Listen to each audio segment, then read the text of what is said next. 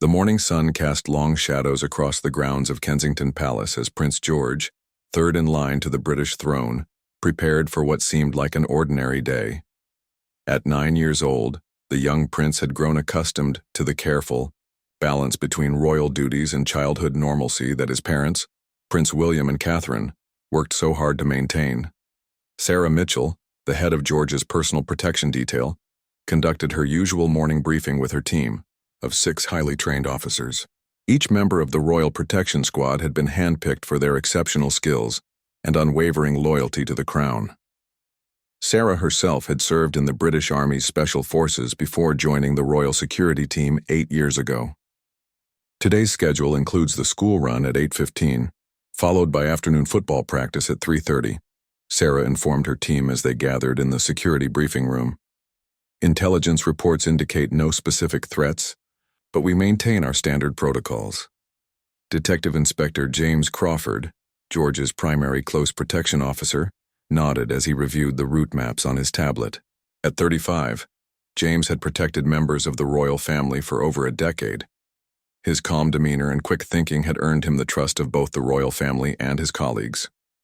Meanwhile, in a modest flat in South London, Marcus Reed studied photographs and detailed plans spread across his kitchen table. The 42-year-old former soldier had been planning this operation for months. Financial desperation had driven him to accept a contract from an unnamed client who promised £5 million for the successful abduction of Prince George. Marcus had recruited 2 accomplices for the job. Tommy Walsh, a skilled driver with a history of evading police pursuits, sat nervously smoking cigarettes by the window. The third member of their group, Elena Volkov, was a former intelligence operative from Eastern Europe who specialized in surveillance and infiltration. "Remember, we need the boy unharmed," Marcus stressed to his team. The client was very clear about that. "We get in, take him during the transition from school to the car and disappear before anyone knows what happened." Elena checked her watch and gathered her equipment. "The timing has to be perfect. We have maybe 30 seconds before their backup arrives." The Royal Protection Team trains for scenarios like this constantly. At Thomas's Battersea, the exclusive preparatory school attended by Prince George, the day proceeded normally. George excelled in his history lesson, discussing the Battle of Hastings with enthusiasm that impressed his teacher, Mrs. Henderson. During lunch break, he played football with his classmates, his infectious laughter echoing across the playground.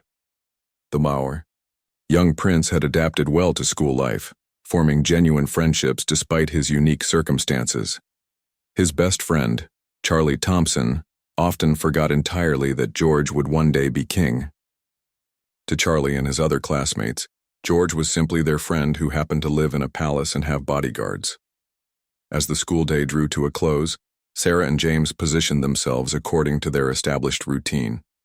Sarah maintained overwatch from a discreet distance while James prepared to escort George to the armored Range Rover, waiting in the school's pickup area.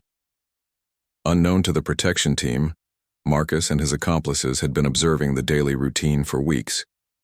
They had identified a brief vulnerability in the security arrangement, a 15-second window when George walked from the school entrance to his vehicle, during which the protection officers were focused on scanning the immediate area for threats. Elena had positioned herself as a seemingly innocent parent waiting to collect her child. Her surveillance equipment, hidden in an ordinary handbag, allowed her to monitor police radio frequencies and coordinate with her team. Tommy waited in a stolen van 3 blocks away, engine running, ready for the rapid escape Marcus had planned. The afternoon air was crisp as students began filing out of the school building. George emerged with his distinctive red backpack, chatting animatedly with Charlie about their upcoming weekend plans. James walked closely beside him, his trained eyes constantly scanning their surroundings for anything unusual. Marcus checked his watch one final time. Everything had to happen exactly as planned. He adjusted the fake maintenance worker uniform he wore and picked up his clipboard, designed to make him blend in with the school's regular contractors. His heart raced as he realized there was no turning back now. Sarah's radio crackled softly in her earpiece as she communicated with the backup units positioned around the school perimeter. "Target is mobile. ETA to vehicle, 45 seconds, she reported using the coded language that had become second nature to the protection team. As George approached the designated pickup area, laughing at something Charlie had whispered to him, none of them noticed Marcus emerging from behind a delivery truck parked nearby. The former soldier moved with practiced stealth, his military training evident in every calculated step. James felt a subtle shift in the atmosphere around them, the kind of intuitive warning that comes from years of high-stakes protection work. Something wasn't quite right, though he couldn't immediately identify what had triggered his concern. His hand moved instinctively closer to his concealed weapon as his eyes swept the area more intensively. George remained oblivious to any danger, focused on his conversation with his friend and looking forward to football practice later that afternoon. The innocent trust in his young face served as a stark reminder of what was at stake, not just the safety of a future king, but the well-being of a child who deserved to grow up free from fear. The carefully orchestrated routine that had protected Prince George for years was about to face its most serious test. In the next few moments, the dedication and training of the Royal Protection Squad would be put to the ultimate challenge, as Marcus Reed prepared to execute the most audacious kidnapping attempt in modern British history. The stage was set for a confrontation that would test everyone involved, from the highly trained protection officers sworn to defend the young prince, to the desperate criminals willing to risk everything for a chance at an enormous payday. What happened next would be talked about for years to come. The attack came with lightning speed and precision. Marcus Reed burst from his concealment behind the delivery truck, just as Prince George reached the halfway point between the school entrance and his waiting vehicle. The former soldier moved, with military efficiency, his training evident in every calculated movement. "Now," Marcus shouted into his concealed microphone, signaling Elena to jam the protection team's radio communications. Instantly, the careful coordination that bound the royal security detail together dissolved into electronic chaos. James Crawford's instincts kicked in immediately. Without hesitation, he threw himself between Marcus and Prince George, his body becoming a human shield. "Get down!" he yelled to the young prince, simultaneously reaching for his concealed pistol while trying to push George toward the relative safety of the school building. The 9-year-old prince, confused and frightened by the sudden commotion, stumbled backward. His red backpack fell from his shoulders as he tried to understand what was happening. The carefree laughter that had filled the air moments earlier was replaced by shouts and the sound of scuffling feet on the pavement. Sarah Mitchell, watching from her overwatch position, saw the attack unfold and immediately sprang into action. Her military background served her well as she assessed the situation in split seconds. With her radio communications compromised, she relied on hand signals to alert the backup unit stationed around the school perimeter. Marcus had anticipated the protection team's response. He carried a modified taser designed to incapacitate, without causing permanent harm.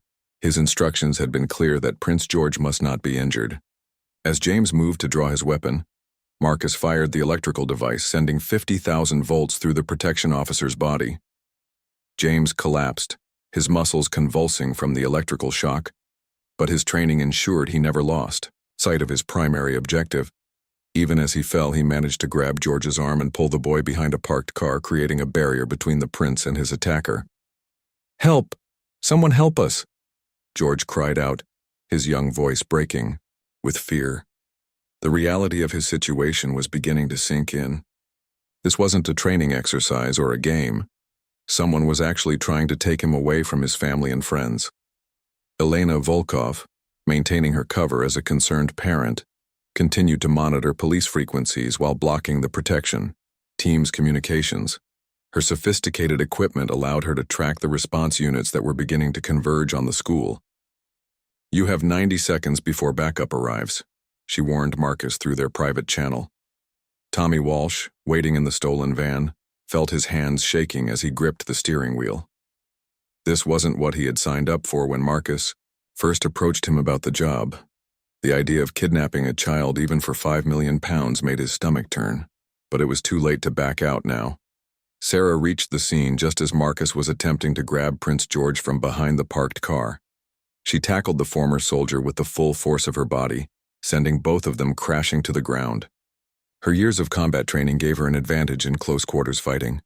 "Armed police, everyone on the ground!"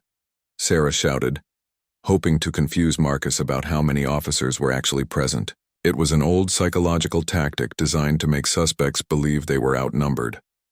The two fighters rolled across the pavement, each trying to gain the upper hand. Marcus was physically stronger, but Sarah's training was more recent, and her motivation absolute. She would die before allowing any harm to come to the child under her protection. George crawled further under the parked car, his school uniform getting dirty on the asphalt. He could hear the sounds of the fight happening just meters away from him. Tears streamed down his face as he thought about his parents and his younger siblings, Princess Charlotte and Prince Louis. James, still recovering from the taser attack, forced himself to move despite the lingering effects of the electrical shock. His radio was dead, but he managed to activate a silent alarm on his belt that would immediately alert Scotland Yard and the Royal Security Headquarters. "Stay where you are, George," James called out weakly, his voice strained but reassuring. "We're going to get you home safely, I promise." The young prince pressed himself against the cold metal of the car's undercarriage, trying to make himself as small as possible. He remembered the safety drills his protection officers had taught him. Stay low, stay quiet, and trust his guards to handle the situation. Marcus managed to break free from Sarah's grip and scrambled to his feet. Blood ran from a cut above, his left eye where her elbow had connected during their struggle. He could hear sirens in the distance growing louder with each passing second. The carefully planned operation was falling apart. "Where's the boy?" Marcus demanded, scanning the area desperately. He knew that without Prince George, the entire mission was a failure. His mysterious client had made it clear that there would be severe consequences if he didn't deliver. Elena's voice crackled through his earpiece with increasing urgency. "Multiple units responding. You need to abort now. Tommy's getting nervous and talking about leaving without us." Sarah pulled herself up from the ground, her lip bleeding but her resolve unshaken. She positioned herself between Marcus and the car where Prince George was hiding. "You're not taking him anywhere," she stated firmly, her hand now resting on her own weapon. The standoff lasted only seconds, but it felt like hours to everyone involved. Marcus weighed his options quickly: fight through Sarah and risk killing a protection officer, potentially facing murder charges, or retreat and face the wrath of his client. Neither choice offered a good outcome. James managed to crawl closer to Prince George's hiding spot, his strength gradually returning. "I'm here, George, you're safe. Just stay down a little longer while we sort this out." The sound of approaching sirens grew louder, and Marcus knew his window of opportunity was closing rapidly. Elena had already begun moving toward their planned escape route, abandoning her role as a concerned parent. The sophisticated communication jamming equipment lay scattered on the ground where she had dropped it in her haste to flee. In the distance, Tommy Walsh made a decision that would ultimately save his life. Despite Marcus's threats and the promise of easy money, he couldn't go through with kidnapping a child. He started the van and drove away, leaving his accomplices to face the consequences of their actions alone.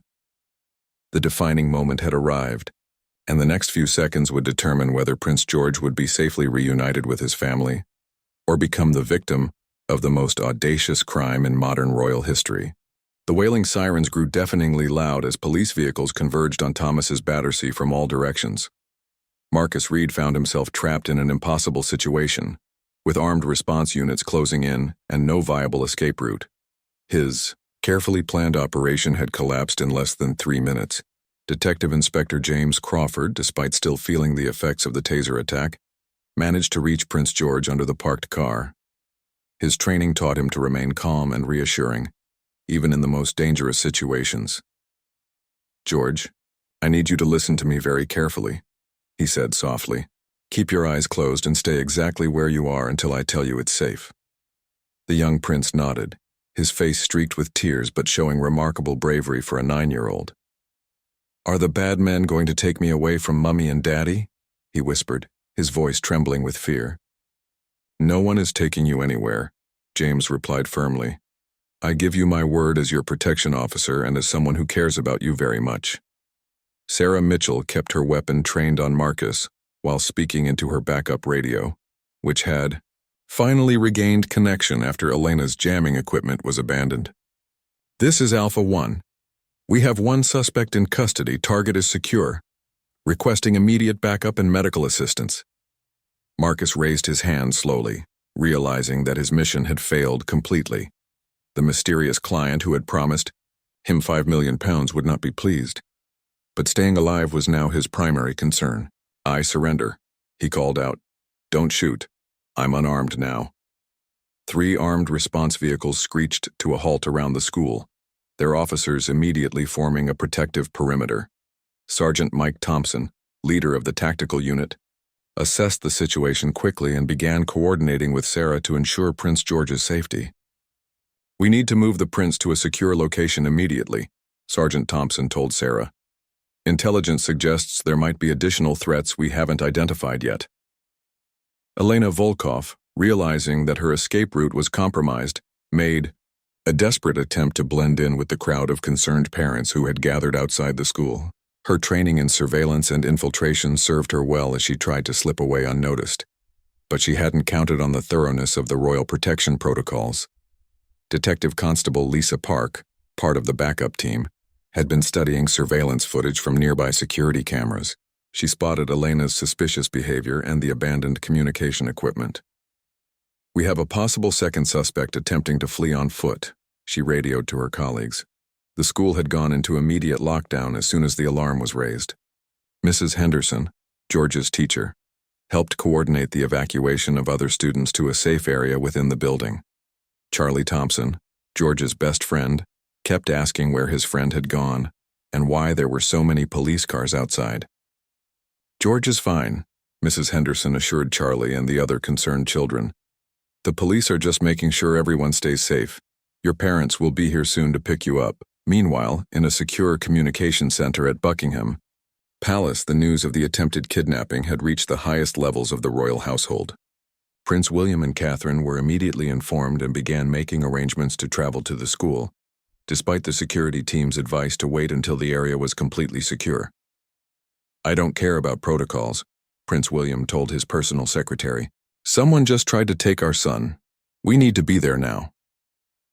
Back at the school, Marcus Reed was being handcuffed by the armed response officers.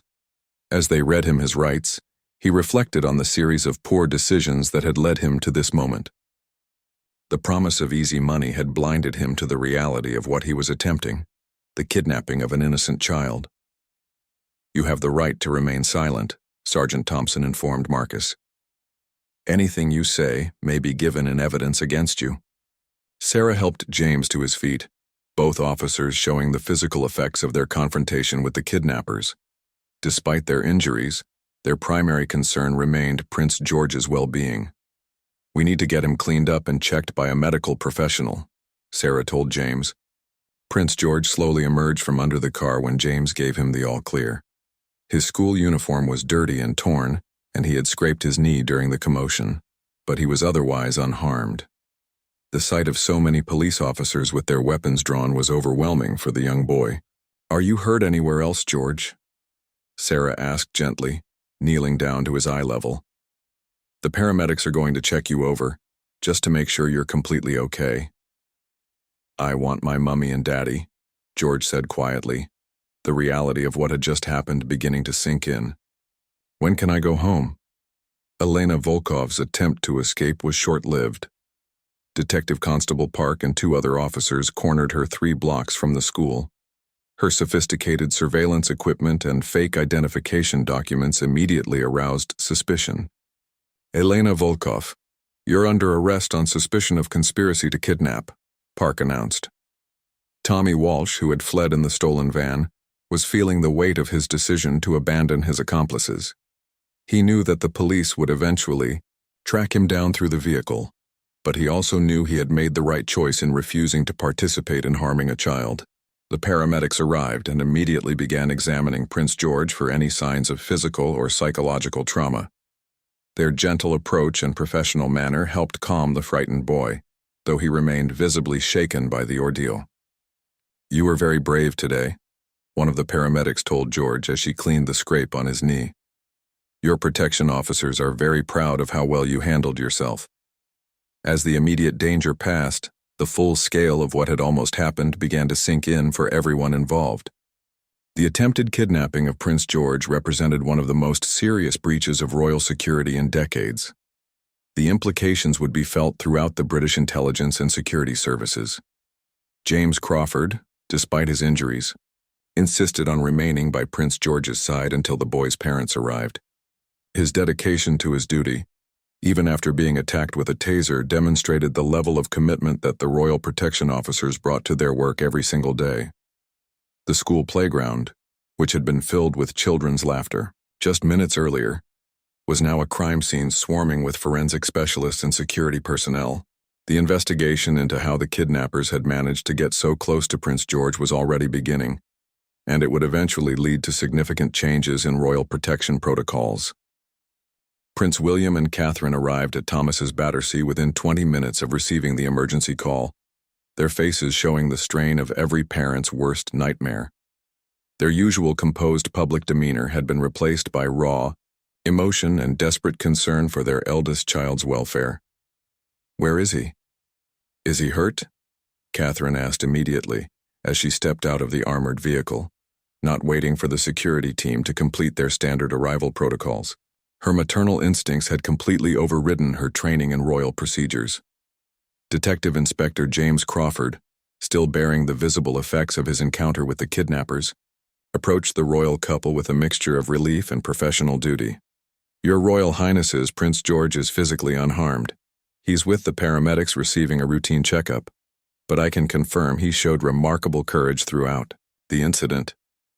Prince William's jaw tightened as he surveyed the crime scene, taking in the evidence markers, forensic photographers, and armed officers still maintaining their protective perimeter. "How did they get this close to my son?" he asked, his voice controlled but carrying an unmistakable edge of anger. Sarah Mitchell stepped forward to provide a preliminary briefing. "Sir, we believe this was a highly coordinated operation involving at least 3 individuals with military and intelligence training. They had been conducting surveillance on the school routine for several weeks, possibly months. The reunion between Prince George and his parents was emotional and deeply moving for everyone who witnessed it. The 9-year-old prince ran into his mother's arms, finally allowing himself to cry freely now that he felt completely safe. Catherine held him tightly, whispering reassurances while fighting back her own tears. "I was so scared, Mummy," George said between sobs. "The bad man tried to take me away, but Mr. James and Miss Sarah wouldn't let him. They protected me just like they promised they would." Prince William knelt down to embrace his son, his own emotions barely contained. "You're safe now, George. You're going home with us, and we're going to make sure nothing like this ever happens again." Meanwhile, in the custody suite at New Scotland Yard, Marcus Reed was undergoing intensive interrogation by counter-terrorism specialists. The former soldier had initially remained silent, but the reality of his situation was becoming clear. He faced charges of attempted kidnapping, assault on police officers, and conspiracy to commit terrorism.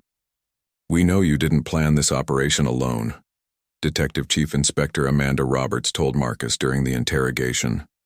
"The level of surveillance, the communication jamming equipment, the detailed knowledge of royal protection protocols, this required significant resources and expertise." Marcus stared at the table, contemplating his options. The mysterious client who had promised him £5 million was clearly not going to come to his rescue. His military pension and his daughter's medical bills had driven him to desperation, but he was beginning to understand the true cost of his decisions. Elena Volkov proved to be a more challenging interrogation subject. Her background in intelligence work had prepared her for hostile questioning, and she provided only the minimum information required by law. Her sophisticated surveillance equipment suggested connections to organized crime or foreign intelligence services. "We found encrypted communications on your devices," Detective Inspector Sarah Coleman informed Elena. "Our cybercrime specialists are working to decode them as we speak. Cooperation now might help your situation later." Elena remained silent, knowing that revealing the identity of their client would likely result in her death whether she was in prison or not. The £5 million contract suggested involvement by someone with substantial resources and dangerous connections. Back at Kensington Palace, Prince George was reunited with his siblings, Princess Charlotte and Prince Louis. The younger children had been shielded from the details of what had happened, but they could sense the heightened tension and increased security presence around their home. "Why are there so many police cars outside?" 6-year-old Charlotte asked her brother as they sat together in their private sitting room. "Did something bad happen at your school?" George, still processing his own trauma, tried to explain without frightening his sister. "Some people tried to play a mean trick on me, but the police stopped them. Everything's okay now." The investigation was expanding rapidly as forensic specialists analyzed evidence from the crime scene. The abandoned communication jamming equipment revealed sophisticated technology that was not available to ordinary criminals. Intelligence agencies began tracing the supply chain to identify potential sources.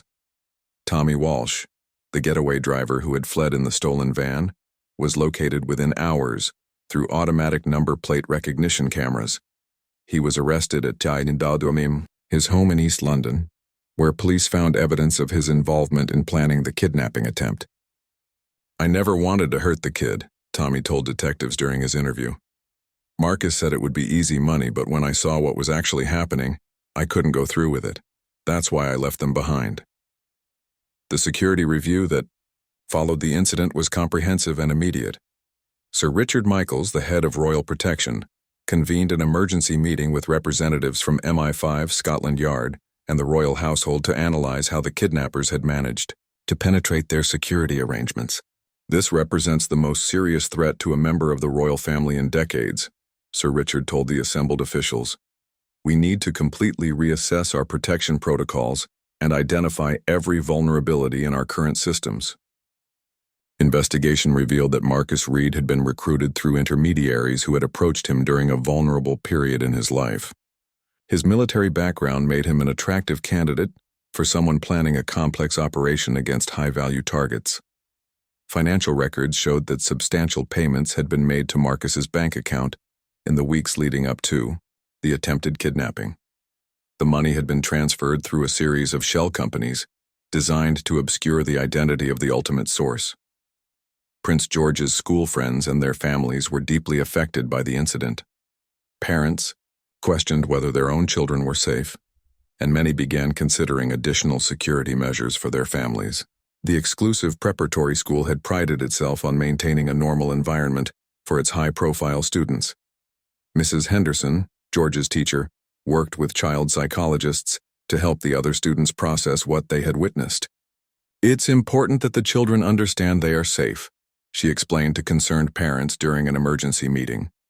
"We're bringing in counselors to talk with anyone who needs support."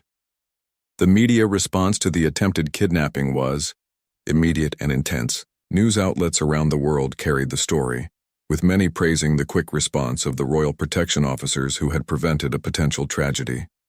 However, the intense coverage also raised questions about security protocols and whether too much information was being made public. As night fell over London, Prince George was safely tucked into his bed at Kensington Palace, surrounded by additional security measures that had been implemented immediately following the incident. His parents took turns sitting with him as he struggled to fall asleep, still processing the day's traumatic events. 3 days after the attempted kidnapping, the investigation had uncovered disturbing connections that reached far beyond a simple criminal enterprise. In a secure briefing room at Thames House, the headquarters of MI5, intelligence analysts presented their findings to a select group of senior officials. "The encrypted communications we recovered from Elena Volkov's equipment have been partially decoded," announced Dr. Patricia Webb, the service's lead cryptanalyst. "The messages reference something called Operation Crown Jewel and mention payments totaling £50 million, 10 times what the kidnappers believed they were receiving." Director General Sir Anthony Clark absorbed this information gravely. The implications were clear. Prince George's attempted kidnapping was not a standalone criminal act, but potentially part of a larger conspiracy targeting the royal family. Do we have any indication of who was providing this level of funding? The investigation had revealed that Elena Volkov was not merely a hired criminal, but a former intelligence operative with connections to several hostile foreign agencies. Her true identity had been obscured by multiple layers of false documentation that required substantial resources to create and maintain. Meanwhile, Prince George was struggling to readjust to normal life, despite the best efforts of his family and support team. The confident, outgoing boy who had laughed with his friends just days earlier now jumped at unexpected sounds and insisted on staying close to his parents at all times. He woke up 3 times last night with nightmares, Catherine confided to Dr. Sarah Williams, the child psychologist who had been brought in to help George process his trauma. He keeps asking if the bad people are coming back for him. Dr. Williams had extensive experience working with children who had experienced traumatic events. This is completely normal behavior for someone who has been through what George experienced. The important thing is that he feels safe and supported while he processes these emotions. Prince William had requested daily briefings on the investigation's progress, balancing his roles as a concerned father and a future king who needed to understand the broader implications for royal security. The briefings were conducted by Sir Richard Michaels in a secure room at Kensington Palace. We've identified at least 12 individuals involved in the surveillance and planning phases of this operation, Sir Richard reported. This was not the work of desperate criminals looking for quick money. This was a sophisticated intelligence operation with international connections. The interrogation of Marcus Reed had finally yielded significant information when he was confronted with evidence of his daughter's mounting medical bills and his own financial desperation. The former soldier broke down and revealed details about how he had been recruited and manipulated. They knew everything about my situation, Marcus told investigators through tears. My daughter's leukemia treatments, my wife's job loss, our mortgage payments. They approached me when I was at my most vulnerable and made it seem like the only way to save my family. Tommy Walsh, the getaway driver who had fled the scene, provided additional details about the operation's planning phase. His cooperation with authorities was motivated by genuine remorse and fear for his own family's safety. Marcus showed us photographs of the school, detailed schedules, even information about the protection officers' personal lives. Someone had been watching them for months. The technical analysis of the communication jamming equipment used during the kidnapping attempt revealed military-grade technology that was not available on the open market. The devices had been modified by someone with advanced knowledge of British police and security service communication protocols. Elena Volkov remained largely silent during her interrogations, but intelligence analysts were able to piece together her background through international databases. She had worked for 3 different intelligence agencies over the past 15 years, specializing in operations against high-value targets in Western Europe. Her skill set is exactly what you would need for an operation like this, explained Commander Helen Parks from Scotland Yard's Specialist Operations Division. Surveillance, infiltration, electronic warfare, she's been trained by the best in the business. The impact on Thomas's Battersea School community continued to reverberate, as parents struggled with the reality that their children's school had been the target of such a sophisticated attack. Emergency meetings were held to discuss enhanced security measures and support for affected families. We never imagined that our school could become the target of international criminals, admitted the headmaster, Mr. Robert Sterling. We're working with security consultants to ensure that nothing like this can happen again, while still maintaining the nurturing educational environment our students deserve. Charlie Thompson, Prince George's best friend, was particularly affected by his friend's absence from school. The 7-year-old couldn't understand why George wasn't coming to classes and kept asking his teachers when his friend would return to play football during lunch break. The forensic examination of the crime scene had revealed additional evidence of the operation's sophistication. Investigators found traces of surveillance equipment that had been placed around the school weeks earlier, allowing the kidnappers to study protection routines and identify vulnerabilities. They knew exactly when the protection officers would be most vulnerable, Detective Chief Inspector Amanda Roberts explained to the investigation team.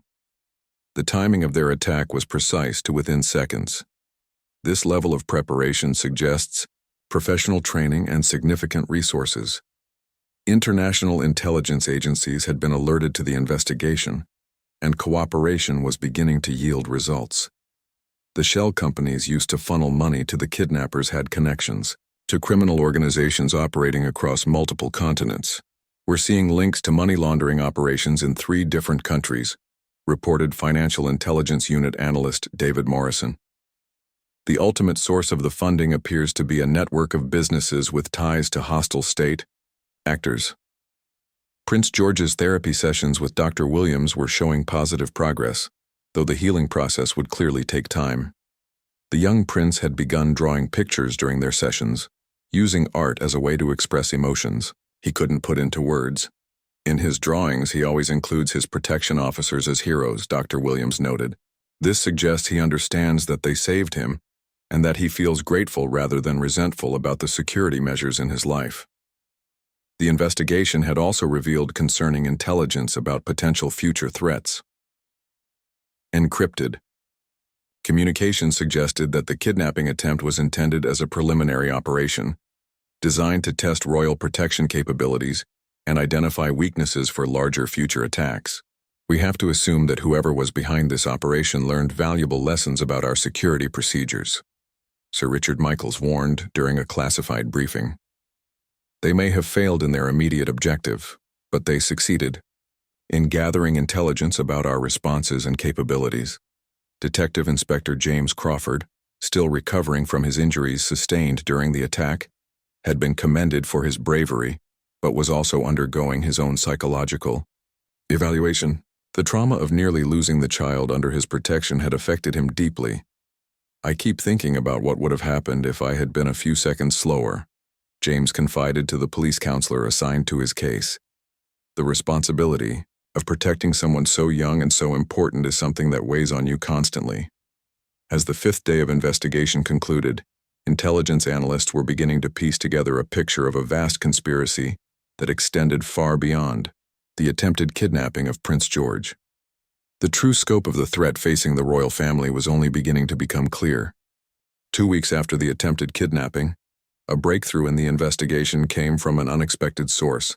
Tommy Walsh, the getaway driver who had fled the scene, received a threatening phone call that was intercepted by intelligence services, monitoring his communications as part of their ongoing surveillance. "You should have kept your mouth shut," the electronically disguised voice told Tommy during the recorded call. "Your family's safety depends on your silence from now on." The threat confirmed investigators' suspicions that the kidnapping attempt was connected to a larger criminal organization with extensive resources. The call was traced through multiple international servers, eventually leading intelligence analysts to a sophisticated criminal network operating from several European cities. The organization specialized in high-value kidnappings, extortion, and intelligence gathering against government officials and wealthy individuals across Western Europe. Prince George had been making steady progress in his recovery with Dr. Sarah Williams, but the news that the people behind his kidnapping attempt were still active and potentially planning future attacks created new challenges for his emotional healing. His parents worked carefully with the therapy team to shield him from these developments while maintaining his sense of security. "George has been asking when he can go back to school and see his friends," Catherine told Dr. Williams during a progress meeting. "He misses the normalcy of his routine, but we're terrified of putting him at risk again."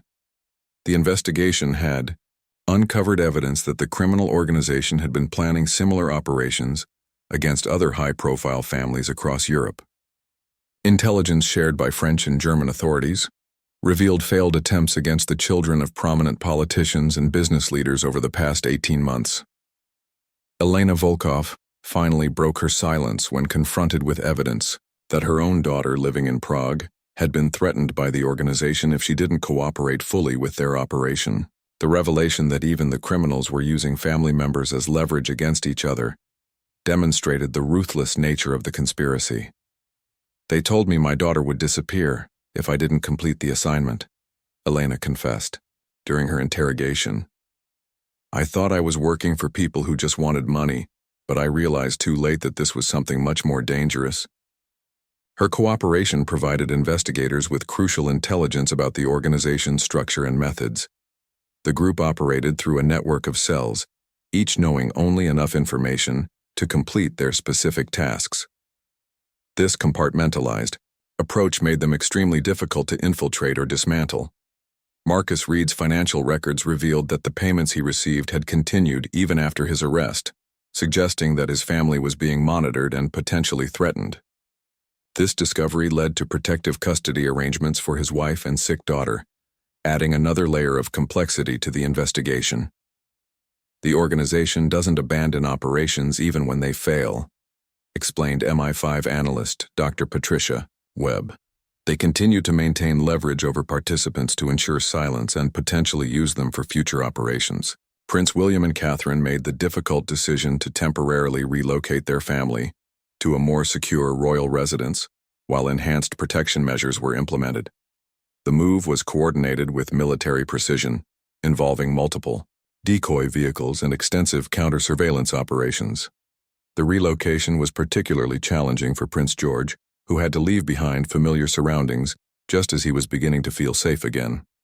His new temporary school arrangements involved private tutoring at the secure location, isolating him from the social interactions that were crucial for his emotional recovery. "I want to go home," George told his parents repeatedly during the first few days at the new location. "I want to see Charlie and play football with my friends. When can we go back to normal?" International cooperation in the investigation led to simultaneous raids in 4 European cities, resulting in the arrest of 12 individuals connected to the criminal organization.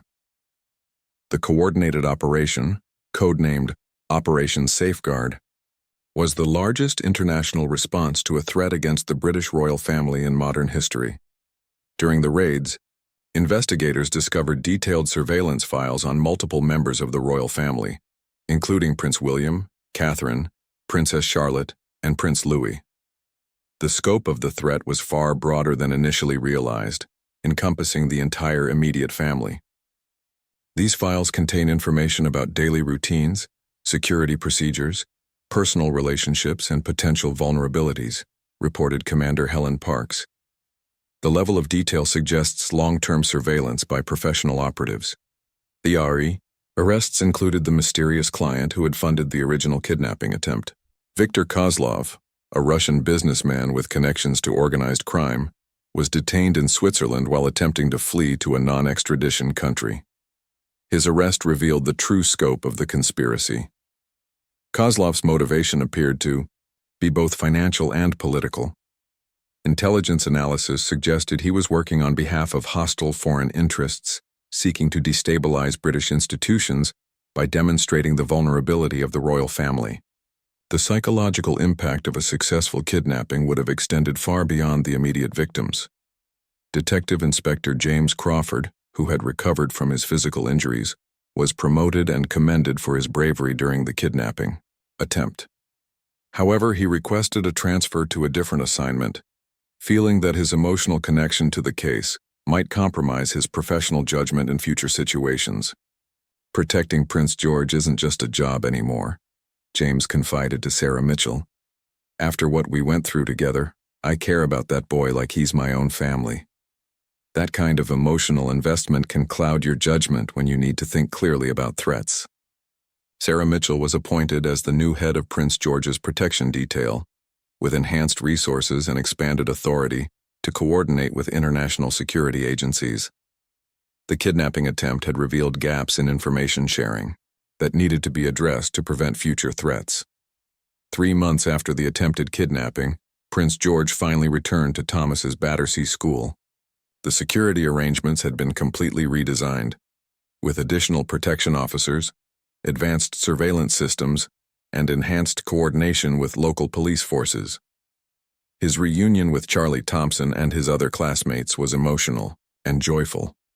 The months of separation had been difficult for all the children, who had struggled to understand why their friend had been away for so long. "You're back," Charlie exclaimed when he saw George walking into their classroom. "I saved all the football cards you missed, and Mrs. Henderson said we can play the games we couldn't play without you." The investigation officially concluded 6 months later, with the conviction of 15 individuals across multiple countries. The sentences ranged from 10 years for the lower-level participants to life imprisonment for Viktor Kozlov and Elena Volkov. who were found guilty of conspiracy to commit terrorism in addition to kidnapping charges. Marcus Reed received a reduced sentence of 12 years in exchange for his cooperation with the investigation. His daughter's medical treatment was funded through a victim support program, ensuring that his family wouldn't suffer financially for his crimes. Tommy Walsh, whose decision to flee the scene had ultimately helped prevent the kidnapping, received a sentence of 5 years with the possibility of parole after 3 years. His cooperation with authorities and his refusal to participate in harming a child were considered significant mitigating factors. Prince George's recovery was complete. In many ways, though the experience had changed him fundamentally, he developed a deeper appreciation for his protection officers and a more mature understanding of his unique position in the world.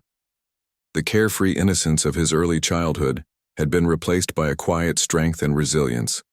He still has nightmares occasionally, Dr. Williams reported in her final assessment. But he's developed healthy coping mechanisms and maintains strong relationships with his family and friends. The trauma hasn't defined him, but it has shaped his character in positive ways. The attempted kidnapping led to comprehensive reforms in royal protection protocols, international intelligence sharing, and threat assessment procedures. The lessons learned from the investigation were shared with security agencies worldwide, contributing to improved protection for high-profile families globally. Prince William and Catherine emerged from the crisis with an even stronger commitment to balancing their children's need for normal childhood experiences with the reality of the security challenges they face. The support they received from the public during the difficult months reinforced their connection to the people they serve.